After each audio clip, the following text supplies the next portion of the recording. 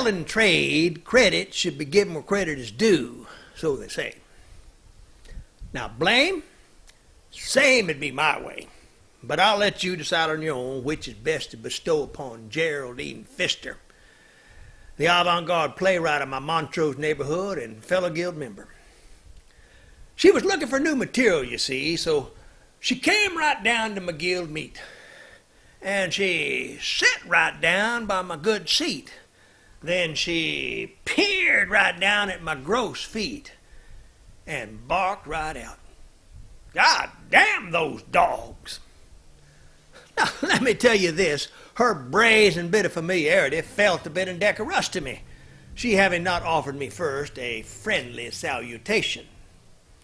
So I growled, yes, Dame Pfister, they are long, wide, and flat on the bottom, bent, bowed, and buckled by bunions. They're coarse, calloused, plus itching and stinking. But what else would I use under legs for my walking? What about these dogs?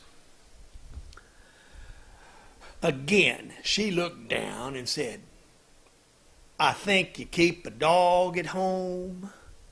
So then I puffed up and said, well, your opinion, madam, is in the minority. Everyone else says my darling Sarah Draper is an incomparable beauty.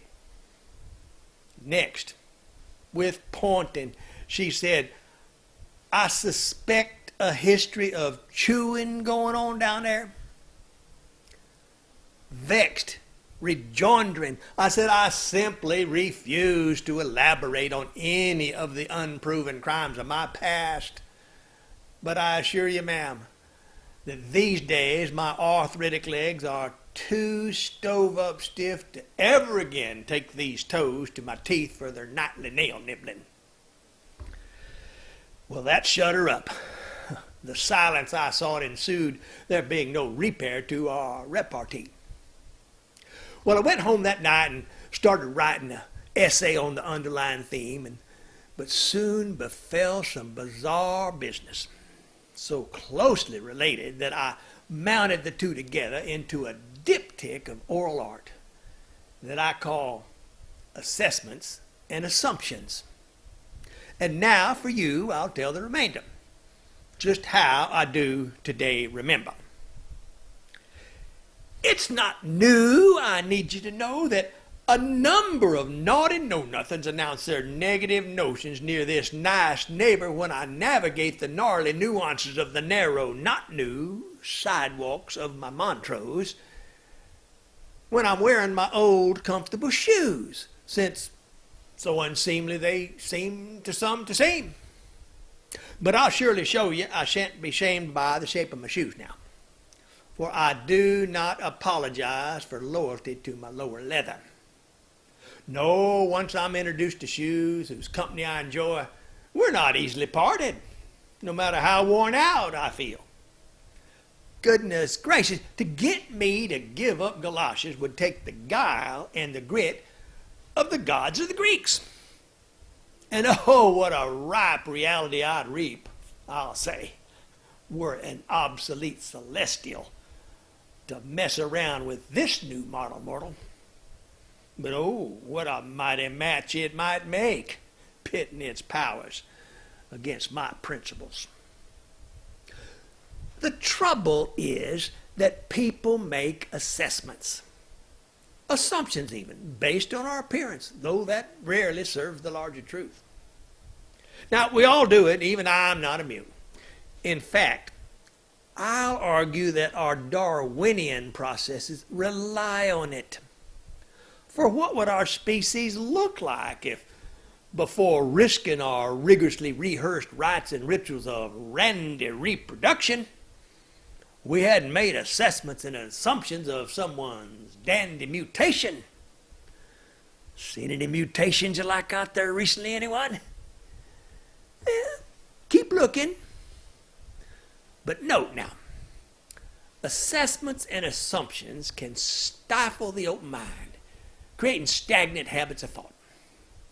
So please, folks, be careful when you're making your assessments and assumptions, because some people accumulate mysteries not solved by readily available clues. For instance, there are people walking freely in my Montrose today with locked-in narrow ideas who think it inconceivable, find it incongruous to their sense of possibilities when they hear rumors from the old-timers that at one time, long ago, though a glance at my accoutrement of late may speak otherwise, I once was indeed a dog dresser. I had a rack of handsome suits, drawers of beautiful sweaters, but the pride of my closet was my vast collection of fine footwear. I simply had some of the best shoes made in America and in England. Back when shoes were actually made, handmade in America and England, not all sweatshop sewn in Singapore or robot built in Bangalore. I had Aldens, I had Cole Haans, I had Allen Edmonds. I was slumming when I stepped out in my Johnson and Murphys. I had Churches, Clarks. No one in Montrose had a better representation of fine quality, classic design gentleman shoes than I. Now, all this was decades ago, and truly, it pains me to recall, but the tragic reason for my general fastidious habitude was, frankly, I suffered from a terrible affliction that runs in my family. Not just the narcissism, but something far more confining that once contracted, most people must take to the grave. And an early grave it does bring. I had a couple of bouts as a child, but it wasn't until the year I left school that I came down with a full-blown case of employment. Fortunately, that didn't last long, and my religious regard for my raiment eroded, leaving nothing but an ardent love of old, comfortable shoes. Now, the storytelling masters I've been studying would probably say that this self-centered too-true story is overdue for punching up with a juicy conflict. But my being a social slacker, a consummate keep-to-myselfer, I don't generally engage in many personal conflicts. But I will bristle to the core if accosted by any self-serious, so-called authority figure. So for Act 2, I'll relate a recent run-in I had with one. I rode my bicycle the other day along those beautiful bayou trails north of my Montrose. I rode hard and fast and got thirsty, so I cruised over to our skateboard park for its amenities. I wheeled right through the outside gates, coasted right by the sign in the window, slipped on up to the water fountain, bent down, take my sip. Out of the corner of my eye, I could see I was being studied by the guard they commissioned after 9/11 to protect the skaters from terrorists, or vice versa if you've seen our skaters. And my being a magnet for the constabulary, he made a beeline for me. Well, I just kept my head down at the fountain, hiding behind a stream of water, till he walked right up and I was looking down at his feet. I thought he was going to start some small talk about me not signing in, or maybe about me riding past that little notice on the gate, that 4 by 5 foot notice that reads, "No bikes!" exclamation point. So I looked up at his 6'4", 280-pound frame, hands on his hips, leaning forward, frowning down at me. And I could just tell he was making assessments and assumptions. Now, y'all don't know me all that well, I guess, but the introduction to this here dissertation should have been the indication that conversations bring me jeopardations. But since my immediate future hung in the balance of what happened next, it seemed prudent that proceedings should start with my greetings. But what sputtered through my lips was this possibly displeasing. And what's your problem? And a sinking feeling fell over me right as I said it. Well, so surprisingly, that Century softened somewhat. He dropped his hands from his hips and raised one to his chin to stroke as he leaned back a little bit and looked me over head to toe. Mostly toe, while fine-tuning his assessments and assumptions. Well, like a proper copper, following a visual investigation comes a verbal interrogation. "Sir," he whined. "Yes," I whimpered. Good cop, bad cop, I couldn't tell. So I braced myself for the serious business that was sure to follow. He reared back, took an authoritative breath, looked me square in the eyes, and asked, "What size shoe do you wear?" Well, let me tell you this, his brazen bit of familiarity felt a bit indecorous to me, he having not first offered his proper introduction. But I was cordial this time.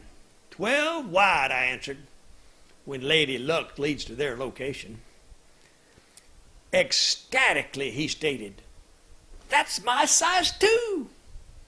Then astoundingly, he asserted, "And I've got a new extra pair here in the office today I'm just going to let you have." Well, suddenly that my sinking feeling was eclipsed by his surreal folly. He had mistaken me for homeless. Now, it's not the first time that's happened, I admit, but seldom does my seaman's suffering set up such a sudden subsidy from the soft-touch citizenry. So I looked down at my shoes. So sad they seemed. Big toes sticking out of a hole. Foam poking through the padded tongue. Knots in several places up and down the laces, and I felt a pebble poking through a flimsy, flapping sole. Conflicted and confused, I pondered my position. But just then, a loud rumbling fell from a cloud above, followed by a close-by clap of lightning. Apparently, the champion of this charity was Zeus himself, channeled through the guard. And I didn't relish a run-in with the ranking Olympian. So I said, "Oh, what a rare reality I'd reap, I'll say, were my obsolete sneakers to move aside for some new-bought brogues. And indeed, what a mighty match it might make, putting new footgear onto my feet here." And as the guard went into the little shack to get the shoes, I hollered out, "You know, rare is the occasion that people from my realm encounter people from yours who are so thoughtful and so generous. And I hope you will always be just as thoughtful and generous to me as you are here today. For I'm going to need to look you up again in the future. In, let's say, a decade's time.